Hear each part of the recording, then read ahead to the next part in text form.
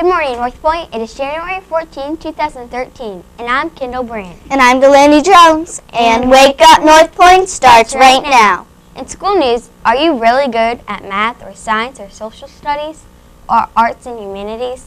Would you like to represent your school and compete against the best kids in Northern Kentucky? Then you're in luck. Governor's Cup tryouts are around the corner.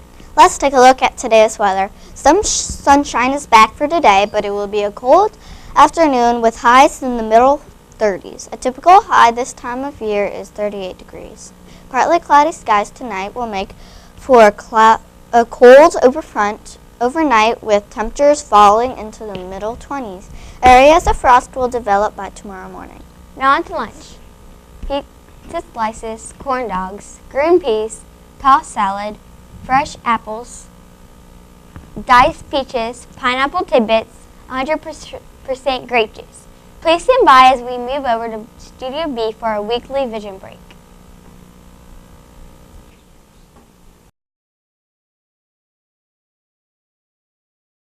Vision Catalyst activity today. What we're going to do is we're going to put our hand in front of our face. And I'm going to call out one of our fingers, pinky, ring finger, middle finger, index, and thumb. And what you're going to do is use your eyes and just find that finger when I call it. What you're trying to do is land your eyes directly on the target when I say the finger. So let's try it. Pinky, ring finger, middle finger, index finger, thumb. Pinky, ring, middle, index, thumb. Pinky, ring, middle, index, thumb, middle, pinky, index, thumb, pinky, thumb, pinky, thumb. You can practice this throughout the day or on restroom breaks or if you have a break in between. And it's best to use a partner when doing this so they can watch your eye movements. Again, you want your eye to hit directly on each target and you're looking to make sure your eye doesn't bounce in between. Thank you and have a great day. Please stand for the pledge. I pledge allegiance to the flag of the United States of America and to the republic for which it stands, one nation, under God, indivisible, with liberty and justice for all. Start off headlines, we're talking about a robot astronaut. When Space Shuttle Discovery launched off to space on its final mission on February 24, 2011, among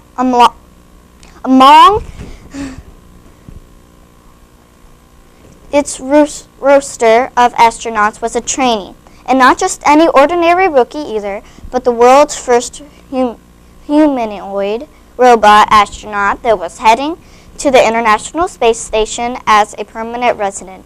Since then, Robonaut 2, or R2 as astronauts like to call it, has been settling in, powering up, and slowly but surely being tested to ensure that it can truly earn its keep and become a productive member of the International Space Station. R2 passed its first test on October 11, 2012, when it was assigned to measure the airflow to ensure that the ventilation ducts were not clogged or blocked. The task required it to hold the gauge for a few minutes in front of the 5 vents that were dispersed in the various sections of the space station. Though simple, the job, which is important for obvious reasons, can be a little tricky because in order to get an accurate reading, the gauge has to be held steady, something that is a little difficult for humans to do in the microgravity environment. Also, thanks to the sensitivity of the instrument, airflow from the human breath can result in an accurate reading. Since R2 is firmly grounded to the floor and does not breathe, it is perfect man for the job. Robonaut 2 did so well that earlier this week, the astronauts decided to entrust him with more important tasks. one fit for a real astronaut. On January 2nd, 2013, working on instructions to send him remotely from the ground crew, R2 was allowed to operate valves on a task board, a job that tested his dexterity, which will be very important once it is ready to take on tasks that will be crucial for the well-being of his fellow team members. Once again, R2 stepped up to the challenge. While these are small successes, they are proving that R2 may one day be ready for a real mission. Extracurricular activities, aka spacewalks to perform energy repairs, something it would be ideal for, since it can leave immediately, given that it doesn't need to depressurize and suit up like human astronauts.